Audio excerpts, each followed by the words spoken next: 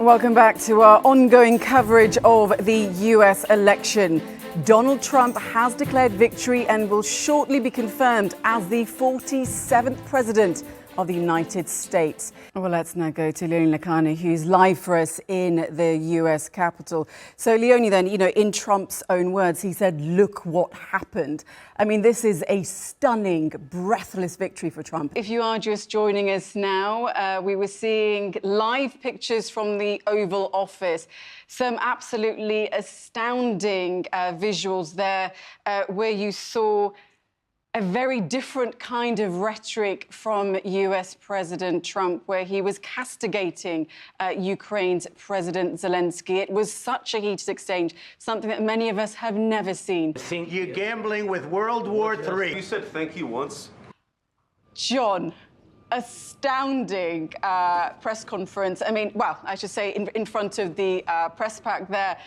That's not exactly the kind of rhetoric that you normally expect from a US president. And my question before that went live, was I was going to ask you if a deal looked like it was going to be done, if it was any closer. I mean, what did you make of that performance by Donald Trump and his vice president in front of the cameras just now? Well, it's 12 GMT, 2 p.m. in Gaza, where the ceasefire between Israel and Hamas is now in effect, and we're continuing our special coverage. This has been, as you said, such a harrowing conflict, especially for children. And I saw also on your social media, you shared this really desperate story of this young boy, I think it was a 5-year-old boy called Saad, who lost his eyesight, and he spoke about his eyesight now going to heaven. Is there a sense that children have been robbed of their childhood, but also that they may never get it back due to what they've seen and what they've really endured? We haven't really heard anything from the royal family, but now, after his arrest, we're seeing this statement, from the royal family, from King Charles. How important was it for the king to come out with this statement and show support, obviously, for due process? Welcome to our continuing rolling news coverage here on TRT World, joining you live now from London, where we know the leaders of the US, Turkey, Qatar and Egypt have signed that peace agreement at the Gaza Peace Summit.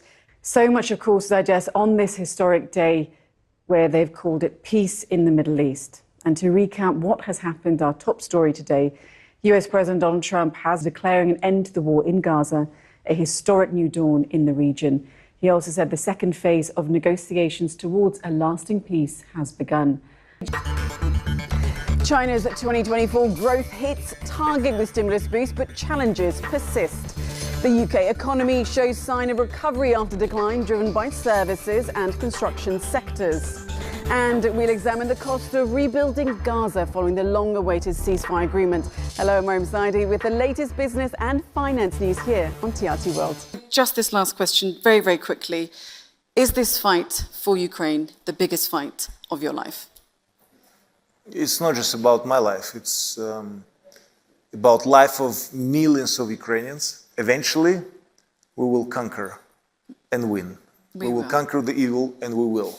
We will prevail. There's a parallel between what you do and what I do as a journalist. When I'm in on set, I've got earpieces, lots of people shouting in my ear, but I'm just sitting behind a desk and trying to read the news. But with you, you're driving a car at the fastest speed possible. So what is that like? It can be annoying sometimes if they say it at the wrong time.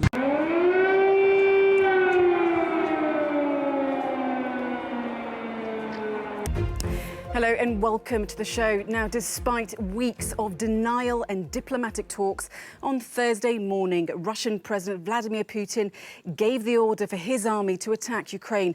A war has now begun in Europe. We will bring you all the latest live coverage on the ground in Kiev and reactions from around the world as Europe faces a crisis on a scale not seen since World War II. Sasha, good to see you. Let's now go over to Brussels. The European Union denounced Vladimir Putin. NATO has condemned. UK Prime Minister Boris Johnson speaking there. We will take a short break here, but do stay with us. Lots more to come.